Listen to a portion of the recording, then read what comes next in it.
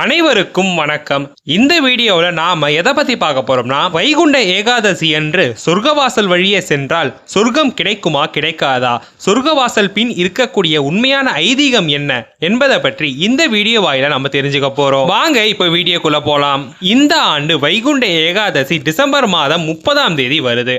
அன்றைய தினம் உலகில் உள்ள அனைத்து பெருமாள் கோவில்களிலும் சொர்க்கவாசல் திறப்பு நிகழ்வானது நடைபெறும். அதிலும் ஸ்ரீரங்கத்தின் சொர்க்கவாசலான பரமபத வாசல் திறப்பானது உலக பிரசித்தி பெற்றது. சொர்க்கவாசல் திறந்ததும் பக்தர்கள் அனைவரும் சொர்க்கவாசல் வழியே சென்று சுவாமி தரிசனம் செய்து சொர்க்கம் கிடைக்க வேண்டும் என்று பிரார்த்தனை செய்வார்கள். ஆனா சொர்க்கவாசல் வழியே செல்லக்கூடிய அனைவருக்கும் சொர்க்கம் கிடைக்குமா என்பது மிகப்பெரிய கேள்வி. இந்த கேள்விக்கான பதில ஸ்ரீரங்கத்துல ரங்கநாதர் ஒவ்வொரு வருடமும் சொல்றாரு. ஆனா யாருமே ரங்கநாதர் என்னதான் சொல்றாரு அப்படின்றத பத்தி தெரிஞ்சுக்கிறதே கிடையாது. வெறும் சொர்க்கவாசல் திறப்பை மட்டும் நம்ம பார்த்துட்டு சொர்க்கவாசல் வழியே சென்றா சொர்க்கம் கிடைச்சிடும் அப்படின்னு நாமளே நினைச்சுக்கிட்டு இருக்கோம். ஆனா ஸ்ரீரங்கத்துல ரங்கநாதர் சொல்லக்கூடிய செய்தி என்ன அப்படின்றத நான் இப்போ தெளிவா சொல்றேன். ஸ்ரீரங்கத்துடைய வைகுண்ட ஏகாதசி விழா அப்படின்றது ரங்கநாதரே சாதிக்கக்கூடிய அரையர் சேவையாகும். அரையர் சேவை அப்படின்னா என்ன அப்படின்னு பார்த்தோம்னா, இயல், இசை, நாடகம் என முத்தமிழையும் ஒருங்கிணைக்கக்கூடிய ஒரு அற்புதமான சேவைதான் அரையர் சேவை. இந்த அரையர் சேவையில 4000 திவ்ய பிரபந்தத்துடைய பாசுரங்களை ஆடி பாடி நடித்து சுவாமிக்கு விண்ணப்பம் செய்வார்கள். ஆனா இந்த வைகுண்ட ஏகாதசி திருநாள்ல மட்டும் சுவாமியே அரையர் சேவை சாதிப்பார். சுவாமியுடைய அரையர் சேவையின் ஒரு அங்கம்தான் பரமபத வாசல் திறப்பு. ஆனா இந்த பரமபத வாசல் திறப்புக்கு முன்பாக நிகழக்கூடிய விஷயத்துல தான் யாருக்கெல்லாம் வைகுண்டம் கிடைக்கும், யாருக்கெல்லாம் கிடைக்காது என்பதை சுவாமி ரொம்ப அழகா எடுத்துரைப்பார். அப்படி என்ன சுவாமி சொல்றார் அப்படின்னு பார்த்தோம்னா, வைகுண்ட ஏகாதசி அன்று விடியற் காலையில நம்பெருமாள் ரத்தின அங்கி சாற்றி ஒரு ஆன்மாவின் பயணம் எப்படி இருக்கும் என்பதை எடுத்துரைக்க ஒரு ஆன்மாவின் பிரதிபலிப்பாக சுவாமி கருவறையை விட்டு வெளியே வருவார். வந்தவர் நேராக சென்று வைகுண்ட வாசலை திறக்கிறாரா என்று பார்த்தால் அதுதான் கிடையாது. ஒரு இடத்தில் நிற்கிறார். இதுவரை சுவாமி என்ன காட்டியிருக்கிறார் என்று பார்த்தால், ஒரு ஆன்மா தன்னுடைய பயணத்தை பூலோகத்தில் இருந்து துவங்கி மேலோகம் வந்துவிட்டது. வந்த அந்த ஆன்மாவுடைய நோக்கம் என்னவென்று பார்த்தால் வைகுண்டத்தை அடைய வேண்டும் என்பதுதான் அதோடைய நோக்கமாக இருக்கிறது. இப்போ அந்த ஆன்மாவின் நோக்கம் நிறைவேற வேண்டும் என்றால் என்ன செய்ய வேண்டும் என்பதை சுவாமி ரொம்ப அழகா எடுத்துரைப்பார். சுவாமி ஒரு இடத்துல நிக்கிறார்ல, பக்கத்திலேயே ஒரு கிணறு இருக்கும். அந்த கிணத்து நீரை கொண்டு சுவாமியோட திருப்பாத கமலங்களுக்கு அபிஷேகம் செய்வார்கள். அது என்ன கிணறு?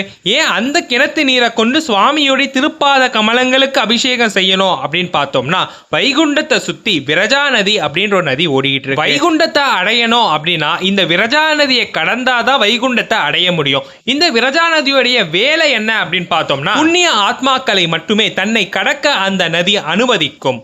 தெளிவா சொல்லணும்னா, ஒரு ஆத்மாவுடைய வைகுண்ட பயணத்தின் பொழுது இந்த விரஜா நதியை அடைந்ததும் அந்த ஆத்மா புண்ணியம் செய்த ஆத்மாவாக இருந்தால் அதன் வைகுண்ட பயணமானது தொடரும். அது புண்ணியம் செய்யாத ஆத்மாவாக இருப்பின் அதன் பயணமானது அந்த விரஜா நதியோடு முடிந்துவிடும். இந்த விஷயத்தை நமக்கு எடுத்துரைக்கும் விதமாக தான் விரஜா நதிக்கு ஒப்பான அந்த கிணற்று நீரை கொண்டு நம்பெருமானுடைய திருப்பாத கமலங்களுக்கு அபிஷேகம் செய்யப்படுகிறது. சுவாமியுடைய திருப்பாத கமலங்களுக்கு அபிஷேகம் செய்த பின் தான் சுவாமியுடைய பரமபத வாசல் திறப்பு நிகழ்வை நோக்கிய பயணமே தொடரும். இதுவரைக்கும் சுவாமி மெதுவா வந்திருப்பாரு. இந்த விரஜா நதிக்கு ஒப்பான நீரை கொண்டு அபிஷேகம் செய்த பின் சுவாமியுடைய சொர்க்கவாசலை நோக்கிய பயணமும் மிக வேகமாக இருக்கும். ரொம்ப வேகமா அந்த சொர்க்கவாசல் எனக்கூடிய பரமபத வாசலை திறப்பார் பாருங்க. ஒரு சிங்கம் எப்படி குகையை விட்டு வெளியே வருமோ அதே போல இருக்கும் அந்த அற்புத காட்சி. சுத்தி இருக்கிறவங்க எல்லாம் ரங்கா ரங்கா ரங்கான்னு சொல்ல அந்த கோஷம் விண்ணை முட்ட தேவாதி தேவர்கள் எல்லாம் பூக்களை மலர் மழையாக பொழியச் செய்ய அந்த இடமே வைகுண்டம் போல் காட்சி தரும். வைகுண்ட வாசலை கடந்து வெளியே வரக்கூடிய நம்பெருமான் முன்னும் பின்னுமாக வேகமாக நடந்து அற்புதமாக அரையர் சேவை சாதிப்பார். அந்த அற்புத காட்சியை காண இரு கண்கள் போதாது, 1000 கண்கள் இருந்தாலும் போதாது என்பது போல இருக்கும் அந்த அற்புத காட்சி. ஒரு ஆத்மாவின் வைகுண்ட பயணமானது எப்படி இருக்கும் என்பதை அற்புதமாக எடுத்துரைக்கவே இந்த சொர்க்கவாசல் திறப்பு நிகழ்வே நடைபெறுகிறது. ஒரு ஆத்மாவின் வைகுண்ட பயணமானது எப்படி இருக்கும் என்பதை காட்டவே சொர்க்கவாசலை திறந்து சுவாமி சொர்க்கவாசல் வழியே வருகிறார். பிறகு நாம் எதற்காக சொர்க்கவாசல் வழியே வர வேண்டும், இதற்கான காரணம் என்ன அப்படின்னு பார்த்தோம்னா, நம் வாழ்வின் எல்லை எது, நாம் கடைசியில் அடைய வேண்டிய இடம் எது, நம் வாழ்க்கையின் லட்சியம் எது என்பதை நாம் அறியவே நாம் சொர்க்கவாசல் வழியே செல்கிறோம். ஒரு ஆத்மா வைகுண்டத்தை அடைய வேண்டும் என்றால் விரஜா நதியை கடக்க வேண்டும். விரஜா நதியை கடக்க வேண்டும் என்றால் அது புண்ணியம் செய்த ஆத்மாவாக இருக்க வேண்டும். வாழ்நாளில் அதிகப்படியான புண்ணியங்களை செய்து சொர்க்கவாசலை வந்து அடைய வேண்டும் என்ற லட்சியத்தோடு இருங்கள் என்பதை தான் இந்த வைகுண்ட ஏகாதசி திருநாளில் அரையர் சேவை சாதித்து நம்பெருமாள் நமக்கு தரக்கூடிய அற்புத செய்தியாகும். ஆகவே நம்முடைய வாழ்நாளில் அதிகப்படியான புண்ணியங்களை செஞ்சு பரமபத வாசலை அடைந்து அந்த பரந்தாமனின் திருப்பாத கமலங்களில் சரணாகதி அடைய வேண்டும். பெருமாள் சொல்ற இந்த எந்த விஷயத்தையுமே யாருமே கவனிக்கிறது கிடையாது. அது மட்டும் இல்லாம சொர்க்கவாசல் திறப்பை மட்டும் பார்த்துட்டு சொர்க்கவாசல் வழியா போனா சொர்க்கத்துக்கு போயிடலாம் அப்படின்ற எண்ணத்தோட மட்டும்தான் பல பேர் கோவிலுக்கு வராங்க.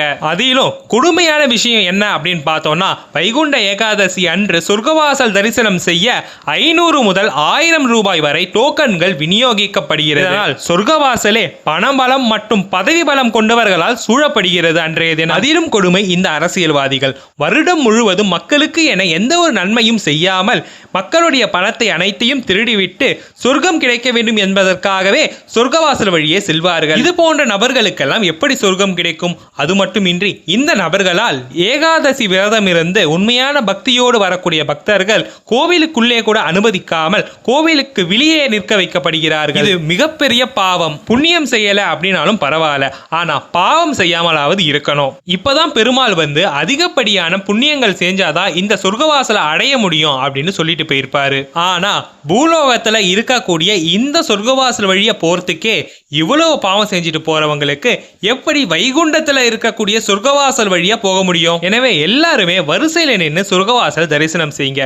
உங்களுடைய பணபலம் பதவி பலம் இதை எதுவுமே சுவாமி கண்டுக்கவே மாட்டாரு. சுவாமி நம்ம கிட்ட இருந்து எதிர்பார்க்கிறது ரெண்டே விஷயம் தான். ஒன்னு உண்மையான பக்தியும் உண்மையான அன்பும் தான். இந்த இரண்டும் மட்டும் தான் சுவாமி நம்ம கிட்ட இருந்து எதிர்பார்க்கிறாரு. வைகுண்ட ஏகாதசியோடைய உண்மையான தத்துவம் என்ன அப்படின்னு பார்த்தோம்னா, நம் வாழ்நாளுடைய இறுதி இலக்காக பரமபத வாசலை அடைந்து அந்த பரந்தாமனுடைய திருப்பாத கமலங்களை அடைய வேண்டும் என்பதாக தான் இருக்க வேண்டும். இந்த இலக்கை நாம் அடைய வேண்டும் என்றால் வாழ்நாளில் பல புண்ணியங்களை நாம் செய்ய வேண்டும். அவ்வாறு செய்து வந்தால் அந்த பரந்தாமனை நேரில் வந்து உங்களை வைகுண்ட வாசல் வழியே வைகுண்டம் அழைத்து செல்வார். நீங்கள் வைகுண்டத்தை தேடி அடைய வேண்டிய அவசியமே இருக்காது. இந்த வீடியோவில் வைகுண்ட ஏகாதசி அன்று வைகுண்ட வாசலை திறப்பதற்கு பின் இருக்கக்கூடிய உண்மையான தத்துவம் என்ன அப்படின்றத பத்தி தெளிவா பார்த்தோம். இந்த வீடியோ உங்களுக்கு பிடிச்சிருந்தா மறக்காம கமெண்ட் செக்ஷன்ல ஓம் நமோ நாராயணாய அப்படின்னு கமெண்ட் பண்ணுங்க. அது மட்டும் இல்லாம இந்த வீடியோவை லைக் பண்ணிட்டு உங்க ஃப்ரெண்ட்ஸ் அண்ட் ஃபேமிலிக்கும் ஷேர் பண்ணுங்க. அவங்களும் வைகுண்ட ஏகாதசிக்கு பின் இருக்கக்கூடிய உண்மையான தத்துவம் என்ன அப்படின்றத பத்தி தெரிஞ்சுக்கட்டும். இதே போல பல வீடியோ நம்ம சேனல்ல வர இருக்கு. அதையெல்லாம் நீங்க பார்க்கணும்னா மறக்காம கீழே இருக்கிற சப்ஸ்கிரைப் பட்டனை பிரஸ் பண்ணி அப்படியே அது பக்கத்துல இருக்க பெல் ஐகானை கிளிக் பண்ணிடுங்க. அப்பதான் நாங்க அப்லோட் பண்ற ஒவ்வொரு வீடியோவும் உங்களை வந்து சேரும். இதே போல அடுத்த ஒரு சிறப்பான வீடியோவில் சந்திக்கலாம். நன்றி, வணக்கம்.